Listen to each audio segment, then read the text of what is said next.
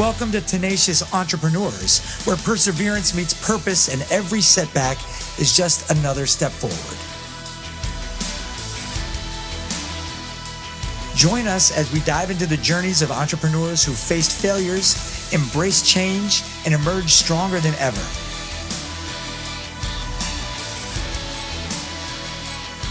Whether you're dreaming big or already on your way, this podcast is here to remind you that the end is only the beginning. Stay inspired, stay tenacious, and let's conquer the entrepreneurial world together. Hey guys, welcome back to Tenacious Entrepreneur Podcast.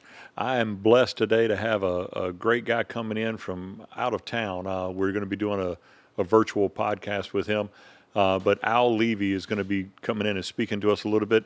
Al's got an interesting background. His third generation family business that he's in, electrical and plumbing and industrial, working commercial and industrial, as well as through the individual homes. But super interesting story that he has in his background, and I thought it would resonate with a lot of our viewers because not everybody's entrepreneur that's just starting a business, but some of us are actually taking on a family business. And Al, thank you so much for coming in and taking the time to meet with us.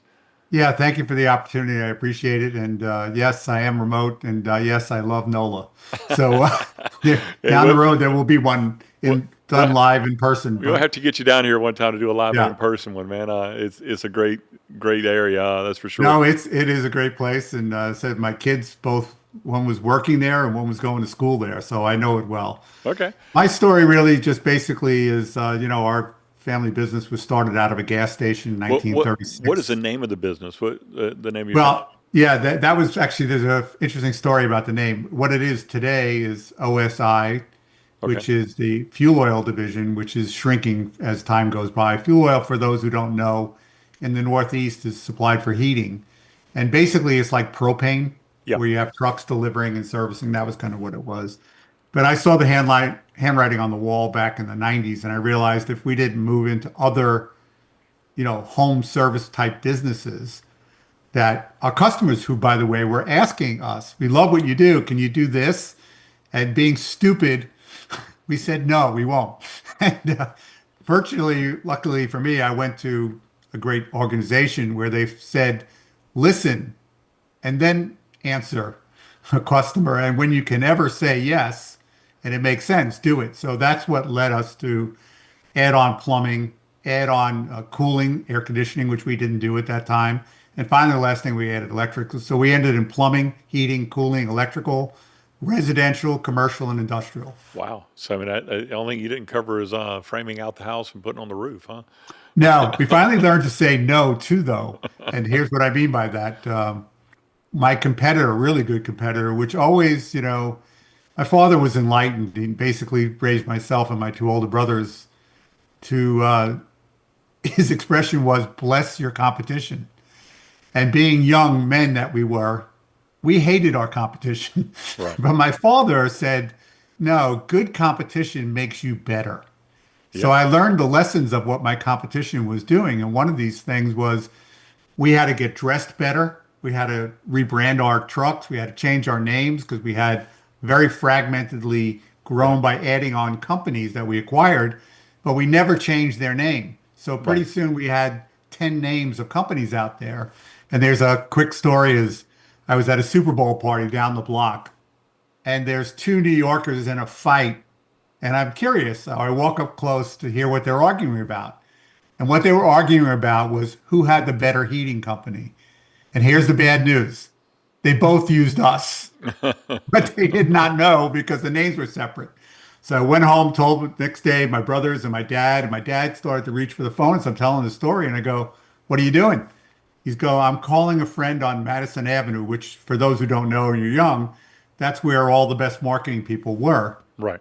And I said, why would he take your call, Dad? He goes, well, I was nice to him when he was young and we grew up together and I'm betting he'll take a call. And sure enough, he did. So the only deal that the guy made, this guy's name is Leo, and I talk about it in my book. He really put me on his lap and taught me marketing. Because to that point, we really weren't great marketers. Even though we grew because of referrals and things of that nature. And it just took on this depth, but we really invested And he told me about changing our name, which OSI was for heating, and Comfort Specialists was the name for the plumbing, heating, cooling, and it still is today. Before that, we had Morris Oil, which was my grandfather's name, Mac, B&R, Hewlett, Riot. I mean, I could go on and on. It was bigger than a telephone book. So, yeah, we learned all about marketing, and he really taught me some great lessons along the way. Yeah, I feel like that in the in the starting of the business, it's really difficult because you don't know where you're headed. You don't know that a lot of us start a business and we're just, sort of winging it. And we don't build it to scale or to get, to the next level. So we don't create systems and we don't have, cohesive branding and all the stuff you're talking about, is all like left to the wayside because we're just trying to bail water out of the boat. We're worried about the boat sinking. We're not worried about, hey, does it look nice? Can we attract tourists? That's not our function as an entrepreneur. A lot of times we're just like trying to get in there and save ourselves. But going back and reinventing the wheel, I know that had to be hard.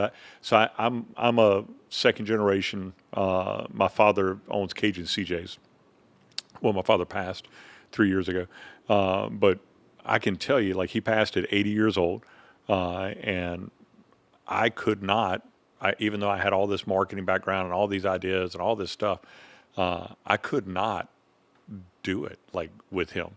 I just had to choose. I remember there was a point where it was like, okay, I'm either going to have a relationship with my dad or we're going to have a multinational great company. And I was like, you know what? I think I'll put a pause on that. I don't need a great company. I've got other great companies. Like I need a relationship with my dad. And so when, I remember that day when he didn't have a website. He didn't have, anything. And so I built a website. I put it all together and launched it. And he said, well, I don't like the color red. And that black is not going to work. And you're going to have to change this. And I don't like that. And I was like, Dad, Yeah, to say it's messy would be the understatement. For me, I was the that's youngest. What I'm trying to say is like you were the youngest. I'm the youngest as well. Yeah, I was the youngest of two older brothers and my dad, but I will say I was blessed from the beginning in that So your dad actually listened. Yeah, my dad actually welcomed us in. Okay. And the funny part is my dad was very clever. He told all of us, even after all the time that we worked together, he goes, you guys don't have to end up here. You can go do what you want to do. Because he knew if he said, when you get out of school, you come here, this is where you got to be, none of us would be there. Right. And so what's that expression? If you want to hold a bird, it's an open hand. Yeah. That's what my father cleverly did. But when we did arrive and we really came on, as full-time people there, he said, listen, the thing that I want to be clear to you is that I owe you an opportunity, not a guarantee. And it wasn't meant in a harsh way, but it was meant that, you're not anointed here. Right. And he started us all at the bottom. Yeah, this isn't your birthright. Yes, exactly. Not our birthright. He started us at the bottom and he said, you report to the people that are here so that you should never ask anyone to do anything that you yourself have not done or unwilling to do. And at the time when I was very young, I will admit this, I hated that idea. Yeah. Yeah. Well, I can imagine. I mean, so you now, where are you guys physically at? Like, where's y'all's? It's still located in the New York City, Long Island area. So people know where JFK Airport is. That's kind of where our central base is. We had a hub and spoke model, which meant we had a really great big hub shop. And then we had 3 satellite shops. Yeah. Yeah. Because Long Island is, as the name says, 115 miles tip to tip in New York traffic. Yeah. And so I can't for imagine. our efficiency, we had to create spoke locations to the hub. Yeah, it makes perfect sense. But I guess what I was thinking is like, okay, so you got out of college and you're like 21, 24. What? Yeah, I actually, New York City wanted to get rid of me so fast, they put me through an accelerated program. Okay. So I was out of school, probably. I got out of college and I was 20 years old. Yeah. Okay. And so my brothers were already there. Yeah, you were 20 and you stepped in. Your brothers were already there. How much older are your brothers? My brothers are 3 and 4 years older than me. Okay.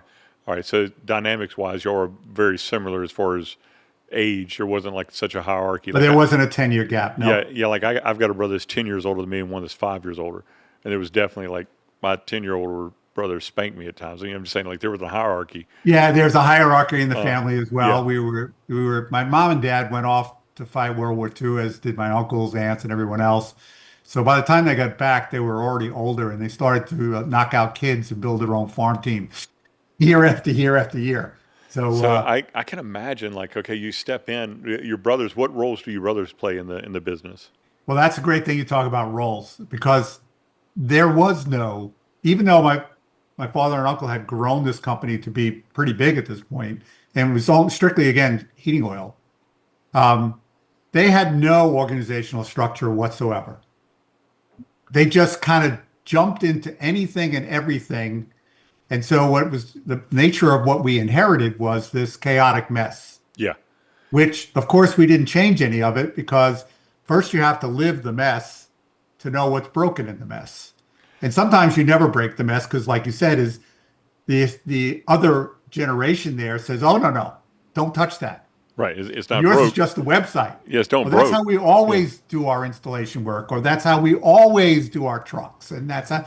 Yeah. And to my dad's credit, he was not like that at all. All he wanted to do was be made abreast of what we were thinking about, and explain in a presentation to him about why. And 99% of the time, he goes, "Okay, let's go with it." Right. And that is so rare, right? That is very rare, man. You had a blessing. And my Yeah, dad no, taught I me know everything it. I know. I know it from day one. He's So, I mean, my dad is somebody that was amazing and taught me everything I know. But he was definitely a doer and not a delegator. He Yeah, was, and my father actually introduced us to entrepreneurship when we were really young. We were young teenagers, and he would have us sit in the back of the room, and here were the rules: sit in the back of the room, take notes, do not interrupt, don't talk. When the meeting's over, I will answer any of your questions about the why and what was going on. right. So he was building the next entrepreneurial class at the time, if you will. Yeah, but I mean, your dad had to be about the same as mine. Is your dad still alive? No, my dad passed. He was born in 1917. Okay. Yeah. So your dad he was a good bit older. yeah, he Yes. fought, yeah. So again, he went off to World War II. He's Yeah. in his 30s. Yeah. So And you, then when we came in was the late 70s, early 80s. And now my nephew is there, is actually the fourth generation. okay. Is at work there. Yep. So it's gonna be the fourth generation. So like you're 20 years old. I just want to picture this in my mind. You come into the business and you say, okay, there's no structure. We need to get structure. Did you do that your first year? 15 years in. Yes. You're getting very warm. Yes. Okay. I arrived, and it wasn't until 1990 Okay. that I went off. Again, I had developed a lot of good industry friends, and one of my industry friends said to me, "You are swimming in too small a pool." And I go, "What does that mean?" He goes, "You're in this ecosystem where the only ideas you're hearing are the same ideas from the same small collective mindset. You need to join this new organization that is nationwide, and they're doing very progressive stuff." At the time, it was called C2000, but then became what it is today, which is Nextar. And that is one of the most elite organizations for forward-thinking contractors. Okay. And I got into this bigger swimming pool and learned a lot of stuff. Yeah. I mean, like Actually, now we yeah, have like EOS. I mean, are you all doing the EOS Yeah, system? there's a ton of, Yeah. listen, there is no shortage of affinity groups out there today. Yeah. And really good ones. I was just reading a guy. Gino that- Wickman, No, no. EOS. I was reading Nietzsche. Friedrich Nietzsche was Friedrich Nietzsche, yeah. had this. Philosopher. He had a statement that said, you'll the person with the biggest why never asks the questions about the how. Like in other words, if you got the biggest why, you're not going to ask a question about the how. But I went and started digging down to that because I thought, well, that's interesting. Like he said that in the 1800s, and we're just hearing all this now, and all of the people talking about get your why and develop your why. And I love all the new information that's Yeah. never been around before, it except all- it's only 200 freaking years old. Yeah, right? it all came from this guy. Yeah, it's just that, and I, listen, Start with Why is a great book for those who haven't Yeah. read it. Yeah. I think it did a great job with it. It actually was very helpful in my career. things actually got really good when we became systematic, which was the big move in the 90s. Uh, we got down to creating a box org chart because before that, it was nobody's job. So the illustration that I always like to lean on is when you have air conditioning systems that are big, they have to be lifted by a crane up on the roof. Right. So on any given day, we either have 0 cranes or 2 cranes, and both are bad scenarios. Why was that? And the answer is it was nobody's job. So either nobody did it or 2 people got around to doing it and neither one knew the other one was going to do it. Yeah. Everything that was good came from a box org chart. And when I went to consulting for 23 years, one of the first things that whether you were 1 million or 200 million didn't matter was a simple box org chart that expressed the relationship of who's, if we all walked in a room, we know who's in charge. But what goes on in those boxes was lacking at my company, as it is pretty much every company that I work with.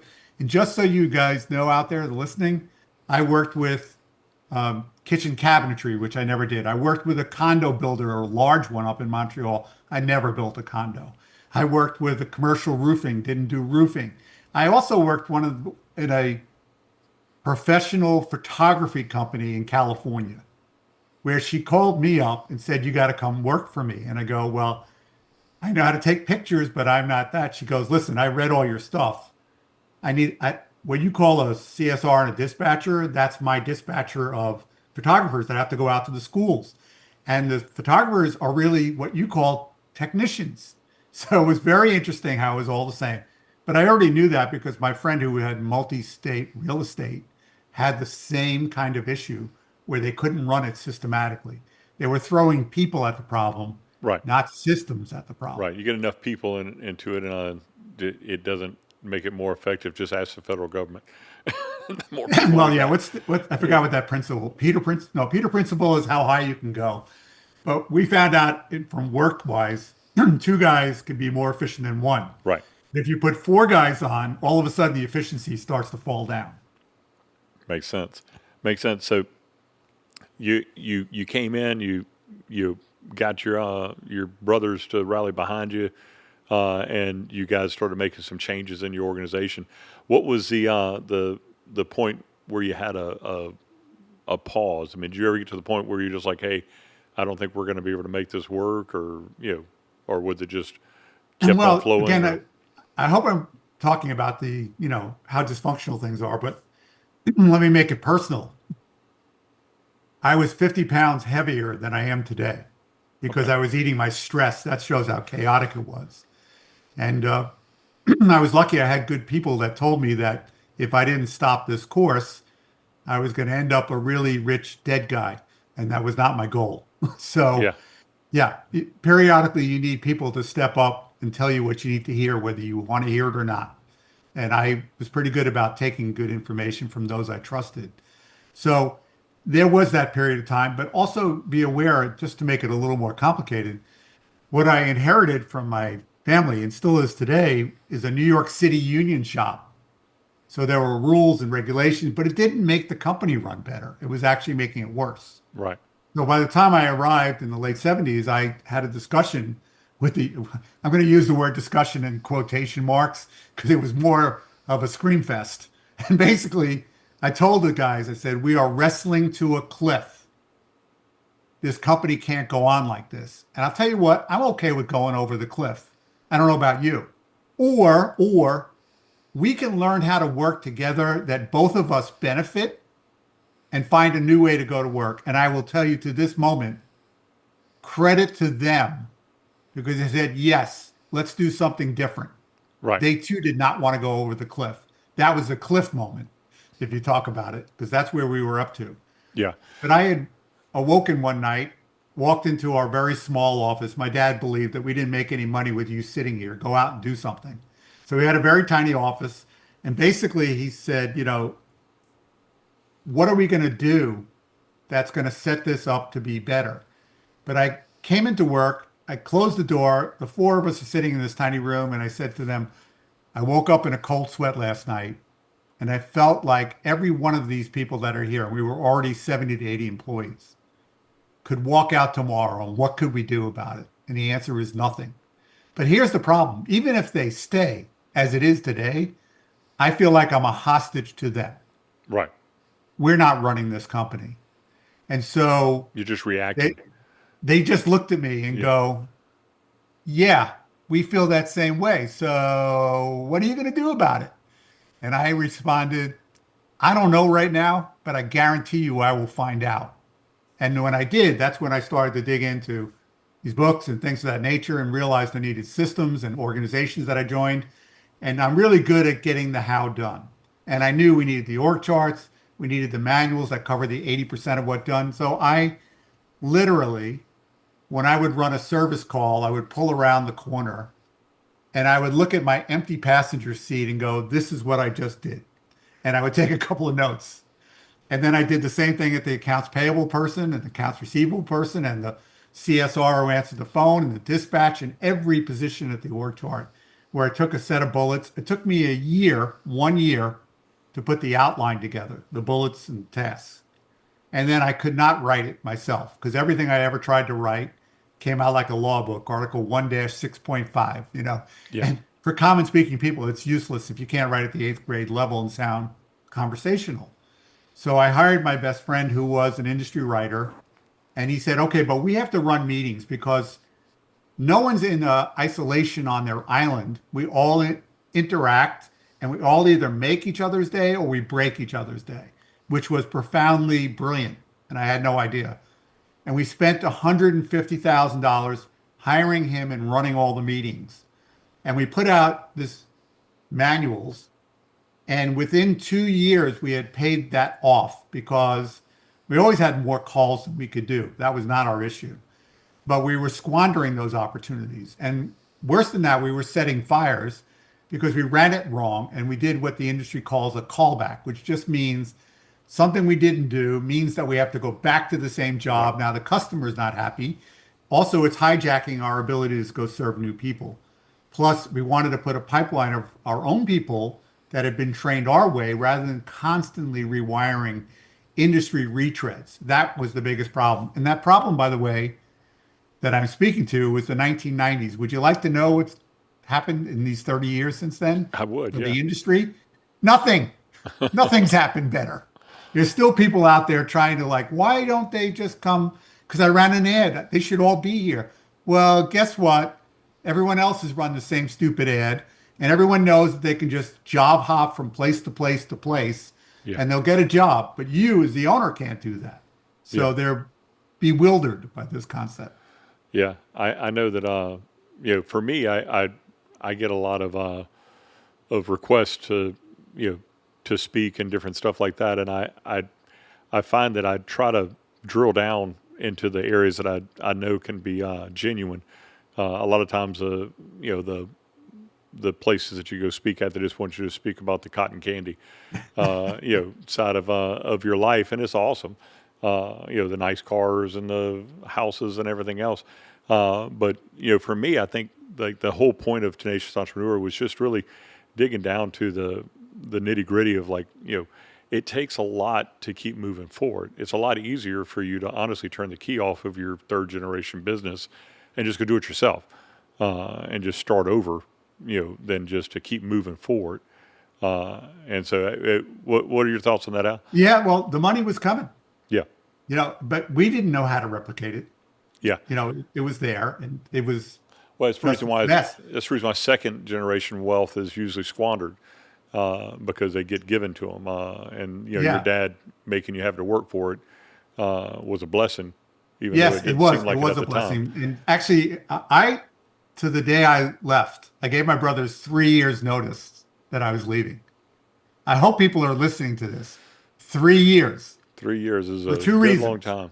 Yeah, two reasons. I wanted to make sure that all the systems that we had put into place, because there was way more than what I'm describing here. We had systems for our sales, we had systems for marketing, we had systems for how to plan and get work and execute the right things at the right way, the right time. And I cover that in my book, The 7 Power Contractor, which is a very thin book. Now, I could have wrote it as the 7 Power Entrepreneur because everything that's in this book, entrepreneurs that are listening, it applies to you. So Yeah. just put the word entrepreneur in it. But it's planning, operations, staffing, sales coaching, marketing, and finance. 7 things that you need to master. Now, that sounds like a lot, but I can tell you, there was a time I said, you know what? I'm a pretty smart guy. Why is this so difficult? There must be 7 million things that I'm missing. Yeah, it was. And the answer is there wasn't 7 million things. Yeah, I think the thing is that it takes 10,000 hours to become an expert at any given Yeah, area. Malcolm Gladwell. Yeah, Right. yeah. And so if you take, 7 areas, it's hard to be an expert in all those areas. I tell guys that I'm coaching all the time, there's some things that you're excellent at and there's some things you're good at. The things you're Yeah. good at, you spend 200 hours and you become good at them. The things you're excellent at, you spend 10,000 hours on them and become excellent. But I tell them, if you're complaining because you're only making good pay, it's because you're spending 90% of your time doing the stuff you're good at. Find what you're excellent at, and you'll get excellent pay if you can focus 90% of your time on that, and then start subbing out some of this other stuff. You still have to know how to do it, like your dad said. You can't tell somebody to go do it without having an expectation and knowing how it's going to be done. But I feel like that, man, figuring out like where you're not excellent. You may not be an excellent public speaker, so you need to get somebody in your organization that's going to public speak. But you have great idea and are a great author, and you know how to write books. I agree. You either make the decision and commitment to become really good at it, or you step away from it. But there's some things you can't step away from. So when I rattled off those 7 things, you cannot be a 0 in any one of those 7. No, You don't have yeah. to be a 10 out of 10. Yeah, But if you are not at least a 7 or 8 in those areas, your team feels free to give you a load of BS and you have to take it because you don't know what you don't know. right. And so financially wise, you don't have to pour over the books. You don't have to become a forensic accountant, but you do need to know that you How to can read trust a and balance verify sheet. the financials. Yeah, how to read a balance sheet. Yes. Is like a key component. I see guys all the time just check out and be like, well, I don't know how to do all that stuff. I'll just hire a handle it for me. CFO or I'll just Yeah. hire, the alphabet of the C-suite. So And surprisingly, they don't know where the money goes until they went off the cliff, literally. And I worked with Accountable. This is not a secret. His company was 85 million. He was downtown, living a great life. And there was the downturn, obviously, was it 2008 to 10, finally made it up to Canada. And I always asked, send me your org charts and what, before I went to do my first visit, which was called Planning Power. And I just see pages of stuff. And he's brought everything in-house. He has his own attorney, he has his own design center. And so I call him up and I go, if you think I'm going to work with all of these vice presidents and not you, I'm not coming. I said, because you and I need to work and we got to get this thing fixed, because he had been 85 million, but the sad story was he was now 35 million. So I show up on day 1 to his fancy office and he tells me, I have a surprise for you. I go, well, what's the surprise? He goes, I fired all those vice presidents and I got rid of the second floor. He said, you want to know what I found out? I go, you found out that the vice presidents were all lying to you. He goes, yes, that's true. I said, and you think I blame the vice presidents, but I don't. I blame you. I said, because you were asleep at the switch. You got this big company. You thought you didn't have to look under the cover and find out what was really going on. I said, so here's what I have for you. Your first act is now you're going to be signing checks literally to figure out where the money's going. And I'm taking you out of your fancy office and I'm putting you right in the middle of operations so that you actually literally get connected again to what it is. Sound like Elon Musk. Yeah, That was just his. sent the floor. I went when he slept at the factory. Well, Exactly. yeah, but I'm talking about like whenever I was reading his book. I don't know if you read it. Like it's about like 4,000 pages. Oh, It's an Audible type book that you can't read it. But he whenever he started the Tesla plant, he basically had it set up just like every other plant, where everybody did whatever they wanted to in the different offices and departments and everything else. And when they ran into a problem, he moved the entire engineering department into the center of the actual assembly line. And he said, this is now your new place. You're going to sit in the middle of this because you need to be able to solve a problem in real time that's going on with the assembly line. You need to be able to see it and solve it immediately and not have to have 12 board meetings about it to figure it out, you know? So I think Yeah, that's I brilliant. definitely know. And I think this silo concept, but for me, one of the things that I learned is the two-story building effect, where the owners and managers are upstairs in their own little private offices, reinforces the ivory tower symptom to the people that work there. And how do I know? Because as part of you bringing me in, and you're going to pay six figures to bring me in, I had to get an interview, private interview with at least four people that I could select. And I wouldn't tell you what they said, but I would get some feedback because I needed to know what was really going on, Right. not what you, the owner, perceived. And many times they talked about the disconnect and not really knowing and having managers that didn't really do their job and things of that nature. And it's not that you're usurping your team, not at all. I absolutely believe in respecting the chain of command, but you cannot be cut off from your own company, whether that's a general manager, CFO, or any of the other things. You need to be able to go and see what really is and isn't going on. Right. Because if it becomes like a kingdom where you've got the king that's, sitting there in the throne room telling him, let him eat cake. Yeah, He's disconnected from the reality of what's going on in the real world. I agree. And I think the higher up you get, the harder it is to stay connected and to stay as a part of it. But in your book, so you do a lot of consulting now, and that's basically your primary focus is consulting. Well, I when I went off to do it, I thought I would do it for 10 years. Yeah. And then I ended up doing it for 20 years.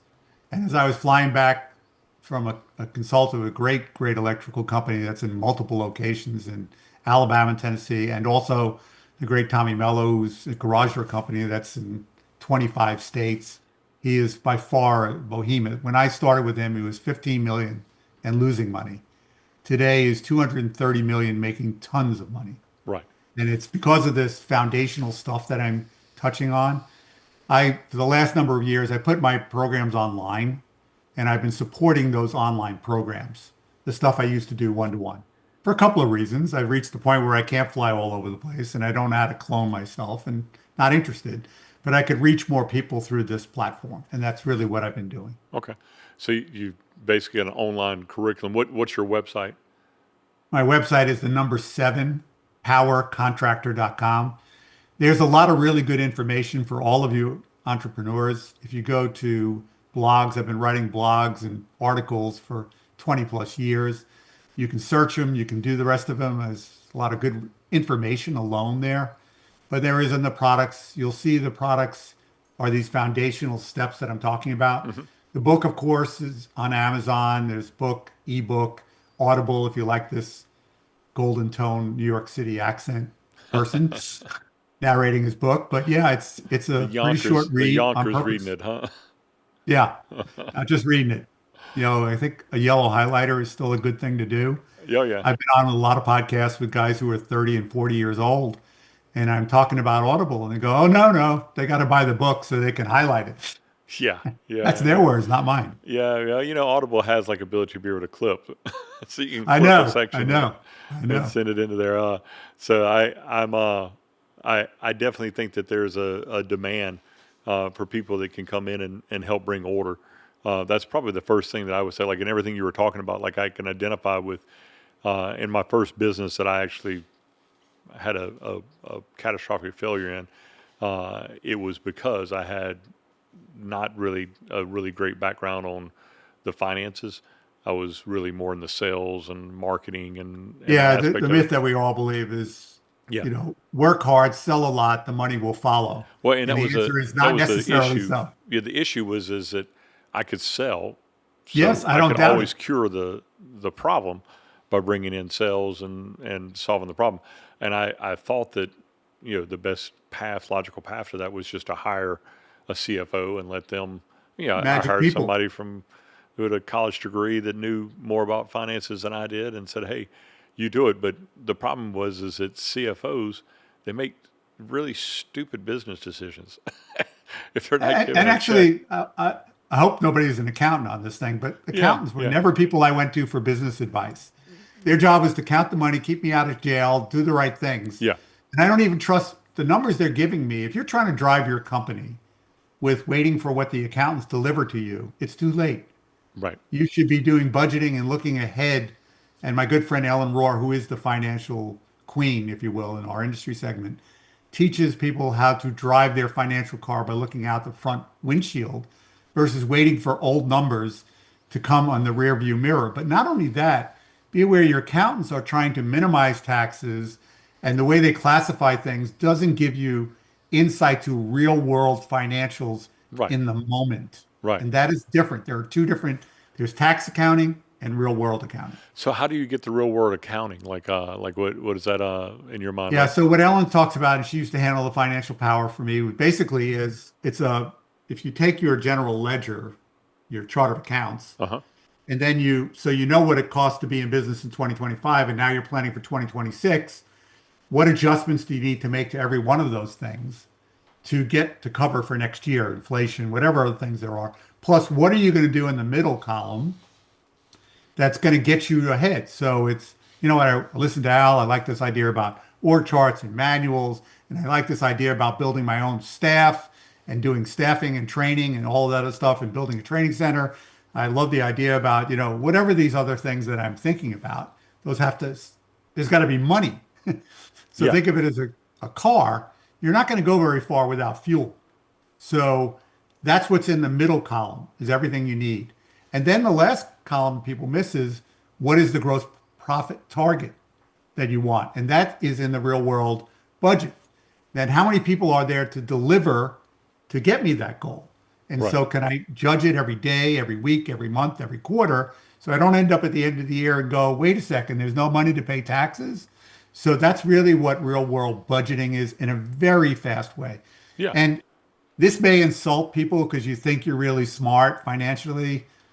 No one will be insulted by buying Ellen Rohr's book. And Rohr is spelled Rohr, Ellen Rohr. Okay. The book is Where Did the Money Go? So ask yourself, if you had read Where Did the Money Go, do you think you might have had less impact on even your first disaster? It should be mandatory reading for everyone, including yours truly. Where Did the Money Go? And then she has a second book that's read in sequence, which is How Much Should I Charge? And the way that most of us figure out what to charge is we make a fake voice and we call up our competition, which of course is illegal, by the way, for those who are listening. But how do they know what the right pricing is? You have to generate what it is, the right pricing. And then you have to become really great at marketing and sales to sell that right price for the value that you build. Yeah. And then deliver it. What I feel like, Al, is that there's a myth that I see all the time with small businesses. They create the objection for themselves before the objection ever happens. I was meeting with a guy that has a very successful company, but he's older and he's in media. But I was talking with him and I was asking him, like how much does it cost to do an on-site taping whenever you're doing it, because he does like football games and stuff Yeah. like that, meeting with the coaches and all that kind of stuff. And I was like, well, how much does it cost? He says, well, we charge like $750 to come on site. And I was like, well, I know personally from my experience, it costs me $500 to roll a guy with a video camera. And then I got to pay my staff $250 just to be there and do the interview. Like, how are you charging $750? And he said, well, the market won't bear any more than that. Yes, the market won't bear. I was like, so you're running a nonprofit? Like, what do you mean? Like, what do you mean the market won't bear? My brothers and I had the private joke that we didn't share with anybody is that we had read it somewhere is we're a nonprofit. We didn't start out to try to be a nonprofit. Yeah. Yeah. Well, it's hard to wrap your brain around it, but I know like whenever I had a firewood company I started, and it seems random, but you're in New York, so you can appreciate firewood. Oh yeah. But we had a restaurant group that was wanting to get firewood for their group, and I was a broker that was brokering trades to make it happen, and I could not find a reputable firewood company. I mean, everybody was crackheads, and it just was hard to find. So they were smoking their own wood. Yeah, they were definitely just not the best. It's not in Louisiana. It's not the same as New York. You probably have like 1,000 different tree guys, but our area it only gets cold 4 months out of the year. Oh yeah, no, So it's totally different. so we're like, everybody's a hobbyist, and so you get guys that are doing it on the side. It's not like a real company. No. And so I went in and said, hey, I'll just get wood from my tree guy, and I'll get my guys to go deliver it to the restaurants that needed it. So I was like, okay, we'll do that. Well, I ended up, I delivered to them, and his buddy said, that owned another restaurant, said, hey, man, can you bring wood to me? And I was like, I guess, we'll bring wood to you too. And finally, after about 6 months, we were getting a lot of customers, and I doubled my prices. And I remember one of my friends asked me, he's like, dude, you can't do that. Like, you can't double your price. And I was like, what's the worst going to happen? Then nobody's going to call me? Like, I don't want them to call me. I don't need them to call me. That's actually such a great point, because we have an entrepreneurial seizure, most of us. Right. And we just go, oh, with that, whoever I work for, they don't really know it. I'm going to get a truck. Everybody loves me, and I'm going to have a company. Maybe yes, maybe no, more no than not. And of course, 9 out of 10 fail in 5 years anyhow. So it's really a rough throw of the dice. Well, it's the ones that were birthed out of, I tell entrepreneurs, you're either birthed out of being able to find a need and fill a need, or you're birthed out of rebellion. Some people just didn't want to work for somebody. Yeah. And they're not going to ever be entrepreneurs. They own their own company, but they work for their company just like you're an employee of your own company. You're an employee of your own company. You work just like you did for the other guys.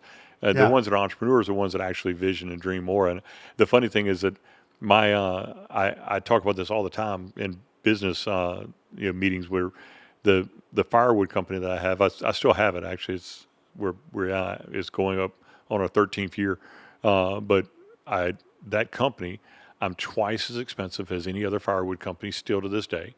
We're the number one rated firewood company in the entire state, but it's because I worked with so many contractors, and told them the same thing, is we always had way more calls than we could humanly do. well, when I come into if you say no to me, yeah, thank you. yeah, well, I want to go to the next person who wants me. well, that's what I try to explain. It's like, okay, because I charge more money, I can now pay my drivers normally make $10 an hour working for other people, $12 an hour.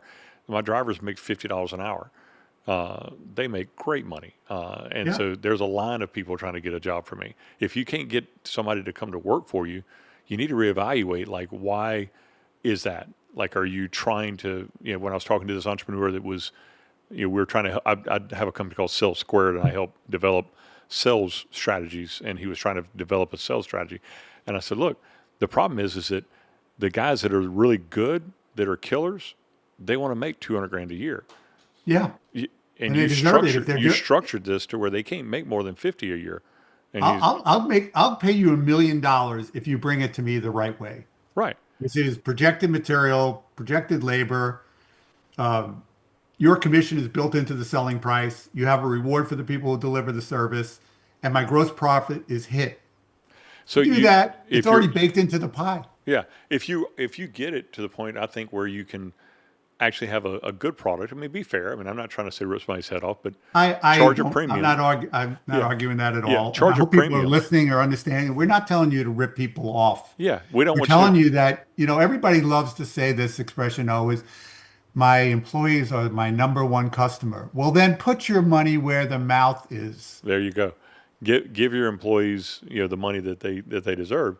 They should be able to buy a house. They should be able to buy a car. That's, right. These are things they should be able to retire someday. Many guys, this is for years ago, our guys in the used shop, they could retire with $1 million in their pension in 20 years. And when $1 million was real money. Right. Of course, 20 years, we don't know what that's going to be worth, but hey. I don't know what it's going to be worth, but I can tell you, 20 plus years ago, they were walking out with $1 million. But that's the point I guess I'm saying, is that it's a trickle down effect. In other words, if you go into business and you start trying to be the cheapest guy, then you're going to hire the cheapest employees, and you're going to have the cheapest marketing budget, and you're going to be the cheapest company, but you're never going to succeed. But if you realize that, hey, I got to actually be able to hire the best guys, so you need to start with your price up here, and go ahead and hire the best guys and get everybody in place, and then watch yourself blow up and do amazing because now you have the money to market. You have the money to advertise. I Yeah. don't think State Farm is probably the best insurance in the world, or Allstate, but I guarantee you they got a I bigger don't think marketing budget. Starbucks is the best coffee, but everywhere I travel across this great country, I have a cup of Starbucks in my hand. Well, So and that's the what point. does It's that like say? it's branding and marketing. Like they have the best branding, they have the best marketing, and so they're gonna end up getting the most customers. And also they have the most consistent customer experience. What I mean, at the end of it, we'd love you to be fantastic, but we want consistency as human beings. The most precious commodity is, can it be consistent? If I'm in New Orleans, Arizona, New York City, and I go to whatever your company is, will I be treated exactly the way? Do I know what that experience is based on your website? Do you deliver on all your promises? What I taught the guys that I worked with on their marketing is, you need to have 10 reasons to choose us so that the customer knows already before you show up at the door 10 reasons why they made the right choice by having you in. And if you can't come up with 10 reasons to choose us, the problem lies on you. Right. Because to this day, I can rattle down 10 things why you made the right call calling our company. Right. I think that's probably a key, man. Is with the people we're talking to, there's a lot of guys that listen to the show and they've just went through a catastrophic loss, a catastrophic failure in business or in life or whatever it may be. It can be anything, Yeah. but it causes you to want to retreat and to pull inside and not even pay attention to anything else around you, just to lick your wounds, but I think, the magic thing that I think you can offer is a path forward. Like, hey, there is a path forward from where you're at. Like, okay, you've just lost your business. Let's say that today you're not in that position, but let's say you're coaching somebody and they just lost their business. They went from $85 million down to zero. Like, what do you tell that guy? Like, how does he pivot from there and go forward? Yeah. So, without getting too metaphysical, basically, what I learned is to get my head over my feet. And what I mean by that is whatever happened in the past, that's behind me. Now, whatever's going to happen in the future is only decided in this moment right here. So here's where we are. If I will share with them what happened to me, which is I was in multiple businesses, including computers, software for contractors. I could go on for a very long time, but the point of this is 3 lessons were learned for me in business. Sometimes I did something and I made a lot of money, and that was pretty sweet, and I learned some lessons. Sometimes I did something and I broke even, and I still learned lessons. And sometimes I did stuff and I lost my shirt, and trust me, I learned some incredible lessons That's right. in that I wasn't going to go back down into what I call the hole. Yeah. Because I watch a lot of people fall into a hole, climb their way out, go like this to themselves, knock off the dirt and dust, and they flop right back into the same hole. Right. There's holes in front of you. So let's get a plan together. And based on what you're talking about, whether you're 85 and now you're 50 million or 25 million or zero, nothing is going to happen until we put a plan together today. And I believe in a 1-year plan, a 3-year plan, and a 5-year plan. No longer than that. I can't possibly envision, not just because I'm older, I think it's just make believe. But I need a goal for 1 year. I need a goal for 3 years. I need a goal for 5 years. And it's always in writing. Right. If it's not written, it's not real. And then I reverse engineer it with you. Okay, how are we going to hit this goal for the first year? And reverse engineer it. And then talk about, how many calls, how many people do we need, and what are we missing? How do we do that? And then set up the systems using systems I already have to modify to fit that. And then the same thing applies but most people do not go through that first critical exercise, and let's just say you're successful. The other side of this, right? I was 85 million last year, and I'm going to probably be 170 million next year. What do I do? Because that's also crazy. Right. And if you don't have a plan and you haven't reverse engineered it as to how to do it and how to scale yourself, you're both going to end up in pretty bad spots. Now, having no money, in my opinion, and no business is pretty disastrous, like you mentioned. If it's bigger, you can keep throwing people at it. And the way I describe it is there's an oncoming bus. And as people who own a company, what our tendency is to hire people and throw them in front of the bus to try to slow it down. Yeah. But really, what we need to do is create systems that put a path for that bus so that it avoids us. And then we get on the right set of railroad tracks that take us to the destination we want to go. Yeah. And that is the 1 year, 3 year, and 5 year plan. So on a 1 year plan, like, let's say that you're sitting down with somebody. I don't know if you've done this before, but I've done it. Like, or I sit down with somebody that's lost everything and try to help them get on track. I tell them you need to act like you're that guy with the volleyball that washed up on the desert Oh, island. yeah. That's I said you need to Tom Hanks movie. yeah, you need to act like that you're a castaway, and now your business has failed. You've got catastrophic failure all around you, but stuff's washing up on shore. There is still stuff. You may just have a set of wrenches is all you have left from your air conditioning business, but you got a set of wrenches. Let's take everything that washes up on shore and make it excellent. Take the wrenches apart, clean them, get them all perfect to where they're working and ready for work. And now, like, at least all the assets you have, let's make sure that they're clean and that everything is functioning correctly and excellent as possible. And then we can start figuring out, okay, hopefully we don't have to knock out a tooth with a skate. Hopefully we can figure out you got tools that will actually help you succeed. You just need to evaluate what they are. And then make that 1 year plan like you're talking about of like, hey, where do I want to go with this? How do I want to proceed? Because entrepreneurs in general make horrible employees. And so when we fail, it's really hard for us to go back and just go to work for Walmart or Starbucks or whatever. A lot of times we want to go ahead and just start the next business, but you can't start that next business. You're just going to carry the sins of failure until with you figure it out, like, why did we fail? And when I talk to an entrepreneur and they say, well, I failed because of them or because of them or because of them, I always tell them, okay, well, you're not ready to start another business. Like, No. until you can, I remember I sat down, Pastor Larry Stockstill's my pastor, and he's like a pastor of like a highest caliber, 10,000 member church, great guy. And I remember I went through a divorce. It was horrible. When I was, it was 25 or 20 plus years ago, but I went through the divorce, and I remember first thing he did when I went into his office to sit down and counsel with him, I'd been in his church for years, 20 years.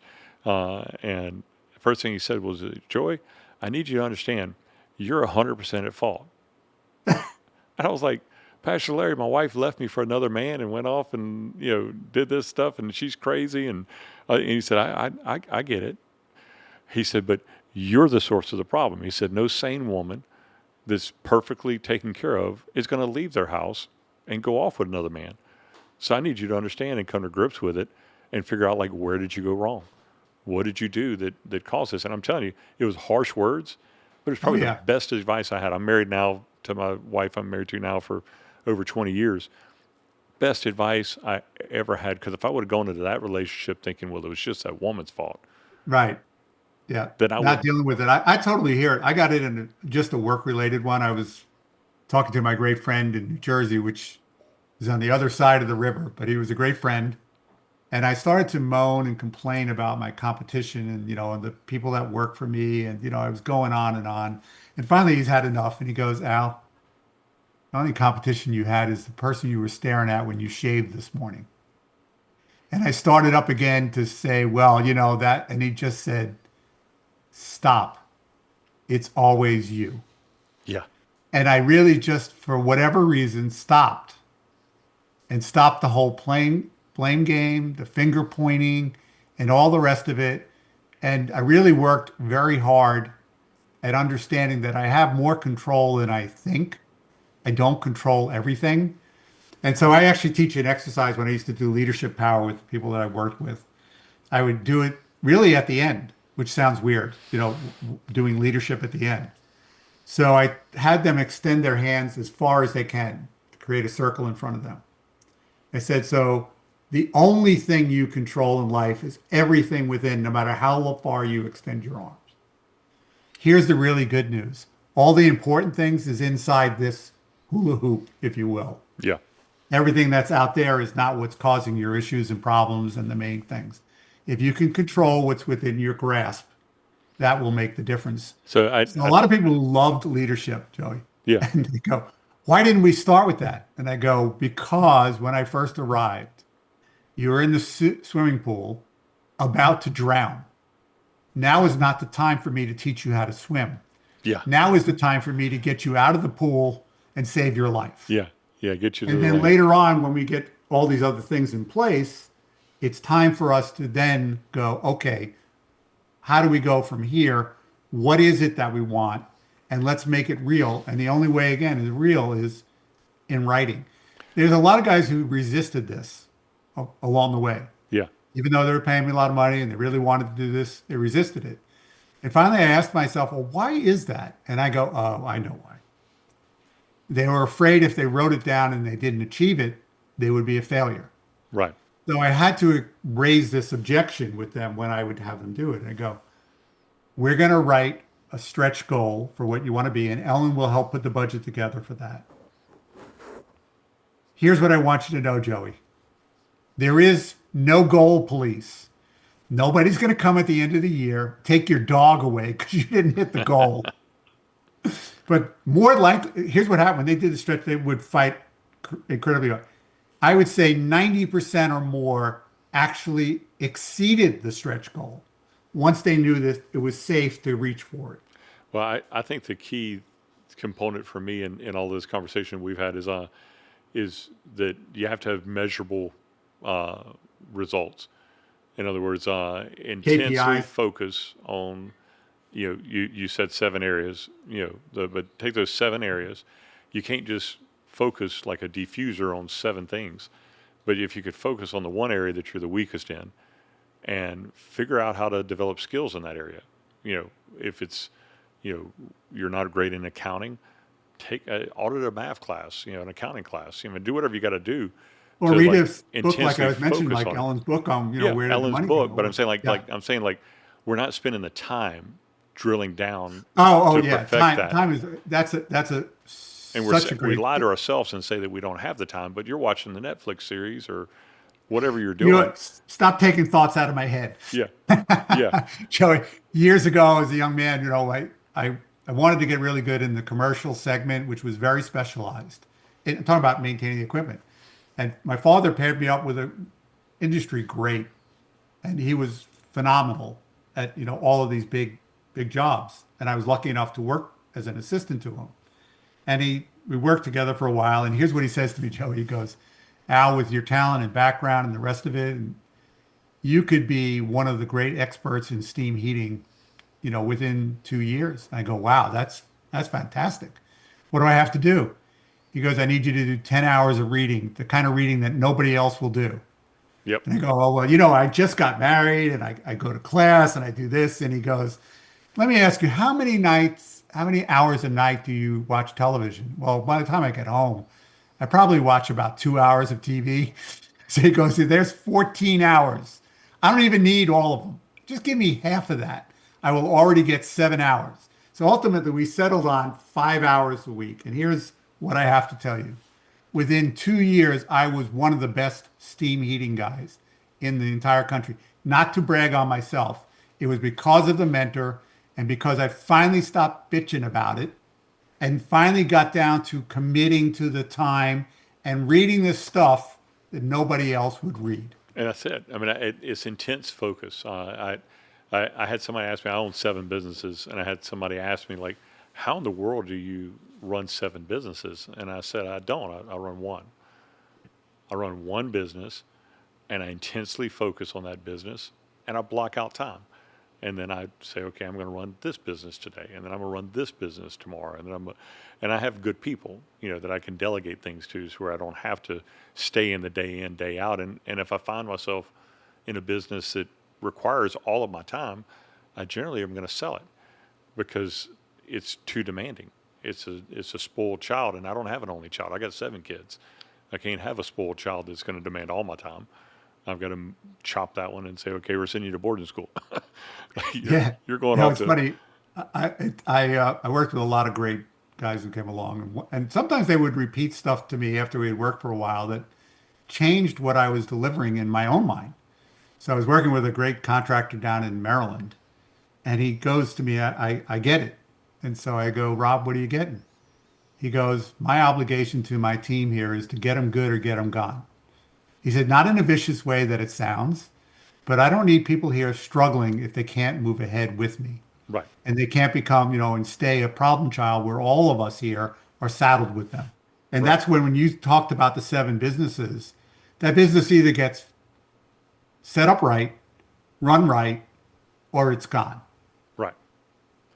Right. I think learning how to focus and block out your time and be intentional. So I would say that like the takeaway I would have from listening to you talk would be like if read your book. The name of your book again. Show us the book. It's 7 Power Contractor. Seven It's Power on Amazon.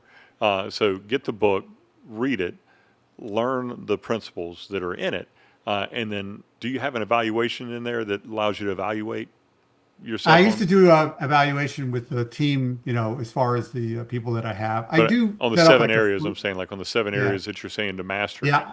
I think There is it would be a great if formula. you do it online or whatever. But if you had like a ability for me to take a simple, almost like a personality Briggs, Yeah. type Where profile test, where you grade yourself as to where how I it can might grade be myself and be strong. like, okay, I'm a 3 in this area of finance, but I'm a 7 in marketing, and I'm a 3 in this area, and I'm a 1 in this one. Like And find you the have one to be you're truthful to yourself. right, But find the it one you're a is, 1 at, and focus yeah, intensely on it until you can at least raise it one level.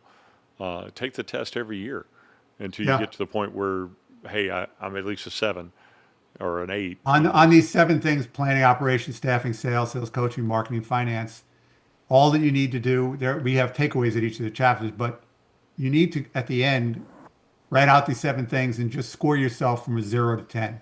10 being I got it nailed, and 0 I'm a mess. Man, I think And be that's so hard. honest. That's the reason why the Briggs Strike test works well for me because I I am the biggest. I will lie to myself.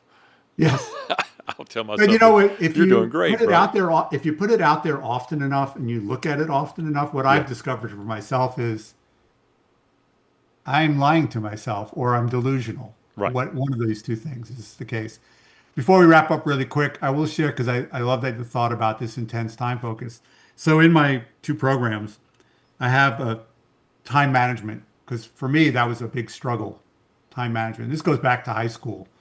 I was a mess. And people see me today as this organized guy, but I really was a mess. I was lucky my stepmom who raised me because my mom died when I was young. She was a high school teacher and she said, you can't go to college this way. And she's instilled all these great habits. And later on, as I was working through careers, I got more and more good habits. Anyway, the time management program, that is part of the program you buy, right? It takes 2 hours to go through that program and it will set you up for better time management habits. Here is the sad thing because we have so much tracking.